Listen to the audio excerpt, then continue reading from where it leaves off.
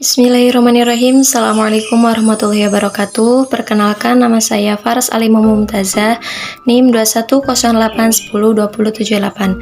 Di sini saya akan melengkapi tugas Madkhal Ilmi Al-Lughoh dengan mempresentasikan tentang linguistik dan cabang ilmunya.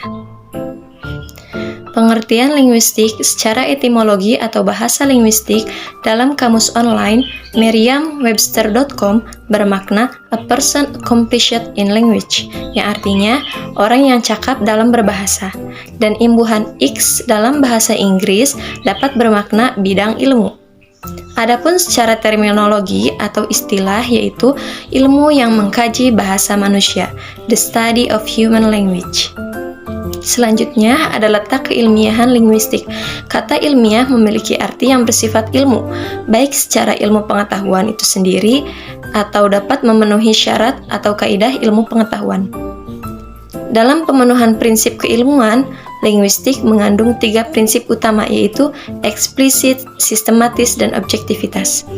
Baik yang pertama yaitu ada eksplisit, yang artinya gamblang, tegas, terus terang, tidak berbelit-belit. Yang kedua yaitu sistematik, yang artinya ilmu pengetahuan yang disusun secara berurutan atau teratur yang memiliki fakta-fakta penting yang saling berkaitan.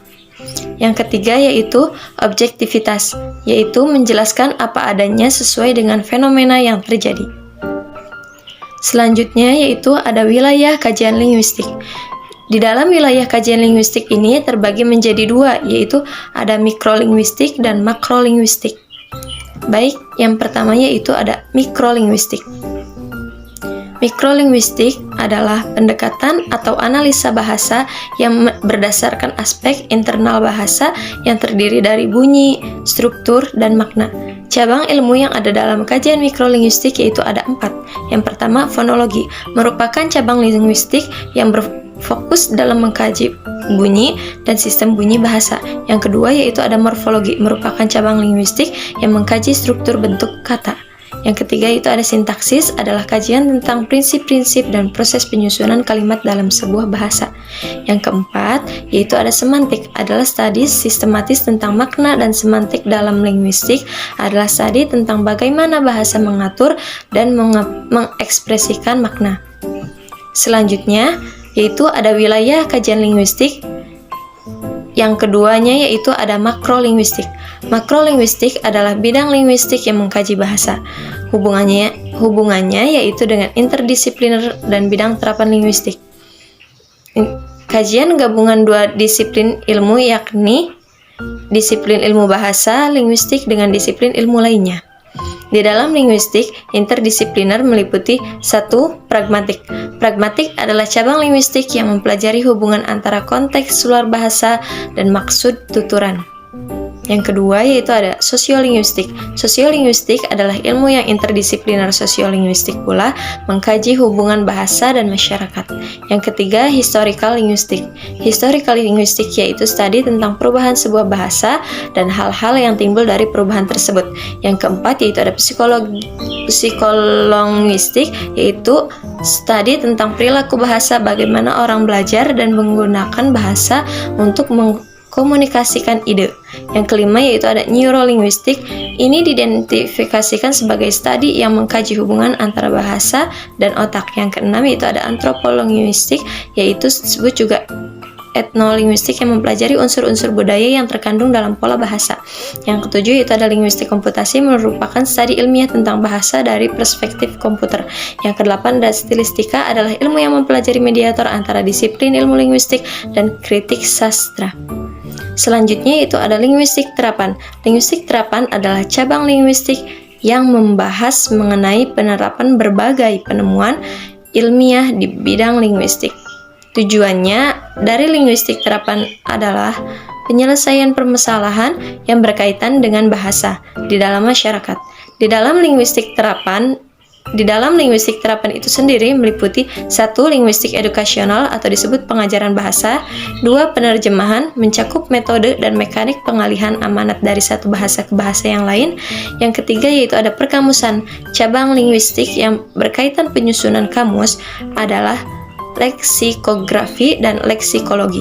Yang keempat, ada linguistik forensik, salah satu cabang linguistik terapan yang sangat berkaitan dengan hukum. Yang kelima, ada terapi wicara, mencakup metode dan teknik pengucapan bunyi-bunyi yang tepat. Yang keenam, ada linguistik medis, yaitu membantu bidang patologi dalam hal penyembuhan cacat bahasa. Yang ketujuh, ada grafologi, yaitu yang dimaksud di sini tidak sama dengan yang berlaku di bidang psikologi yang mempelajari bentuk dan jenis tulis tangan untuk mendapatkan gambaran atau prediksi kepribadian seseorang. Yang kedelapan, ada mekanolinguistik, mencakup menggunakan linguistik dalam bidang komputer dan usaha untuk membuat mesin penerjemah. Selanjutnya yaitu ada konsep-konsep dalam kajian kebahasaan. Baik, untuk konsep yang pertama yaitu ada perspektif dan deskriptif. Perspektif dan deskriptif adalah dua istilah pendekatan dalam mengkaji bahasa. Pendekatan perspektif yaitu pandangan tentang bahasa yang lebih berorientasi kaidah-kaidah atau aturan gramatika yang sudah berlaku dan ditentukan sebelumnya. Pendekatan deskriptif adalah pendekatan terhadap bahasa secara objektif. Perbedaan kedua pendekatan ini adalah perspektif terkait sebagai bagaimana sebuah bahasa seharusnya digunakan oleh seorang penutur, sedangkan deskriptif yaitu bagaimana bahasa itu digunakan oleh si penutur. Yang kedua yaitu ada sinkronis dan diakronis. Istilah sinkronis dan diakronis digunakan pertama kali diberikan oleh bapak linguistik modern, yaitu Ferdinand de Saussure. Menurutnya, bahasa dapat dipelajari di satu kurun waktu tertentu atau juga dari waktu ke waktu yang lain. Yang ketiga yaitu ada teoritis dan terapan ditinjau dari sudut tujuan. Linguistik dapat dibagi atas dua bidang, yaitu linguistik teoritis dan terapan teoritis, yaitu bidang linguistik yang mengkaji dan mengkupas bahasa untuk mendapatkan kaidah-kaidah yang berlaku dalam suatu bahasa. Dalam suatu bahasa, linguistik terapan adalah bidang ilmu kebahasaan yang mengidentifikasi, menginvestigasi, dan menawarkan solusi bagi masalah dunia nyata yang terkait dengan bahasa, sehingga pengetahuan yang bersumber dari penelitian linguistik umum dapat diterapkan secara praktis. Yang keempat ada historis dan komparatif. Linguistik historis merupakan cabang dari linguistik teoritis yang menyelidiki perkembangan bahasa dari satu ke masa yang lainnya, serta menyelidiki perbandingan suatu bahasa dengan bahasa lain. Adapun linguistik komparatif adalah kajian yang membandingkan dua bahasa atau lebih untuk objek kajiannya. Kajian ini bertujuan untuk melihat relasi kekerabatan dan mencari kesamaan dari unsur kebahasaan yang terdapat di antara bahasa yang diperbandingkan olehnya. Yang kelima yaitu ada lineage, language, dan parole. Kata lineage diterjemahkan oleh Wade Baskin dengan tuturan bahasa human speech atau speaking, dan Gabe ini bersifat abstrak dan juga bersifat universal. Arti bahasa sebagai kemampuan yang digunakan manusia untuk berbicara dan berkomunikasi dengan sesamanya. Kata language dimaknai sebagai sistem bahasa dan sistem abstrak yang digunakan secara kolektif, disepakati bersama oleh komunitas pengguna bahasa, serta menjadi panduan dalam praktis berbahasa dalam komunitas bahasa tersebut. Kata parole dalam arti bahasa sebagai penggunaan konkret bahasa tertentu berupa tindakan, tuturan. Yang keenam yaitu ada kompetensi dan performansi. Istilah kompetensi kebahasaan dan performansi kebahasaan dipopulerkan oleh tokoh generatif Noam Chomsky. Kompetensi adalah pengetahuan tentang sesuatu yang bersifat abstrak yang berisi pengetahuan tentang kaidah, parameter, atau prinsip-prinsip serta konfigurasi-konfigurasi sistem bahasa. Dan performansi adalah pemakaian bahasa itu sendiri di dalam keadaan yang sebenarnya. Dengan kata lain, performansi merupakan tuturan yang aktual. Performansi linguistik mengacu pada proses-proses kognitif, kesadaran, dan perilaku yang dipergunakan oleh seseorang dalam penggunaan pengetahuan linguistiknya secara aktual. Yang ketujuh yaitu ada fungsional dan formalisme.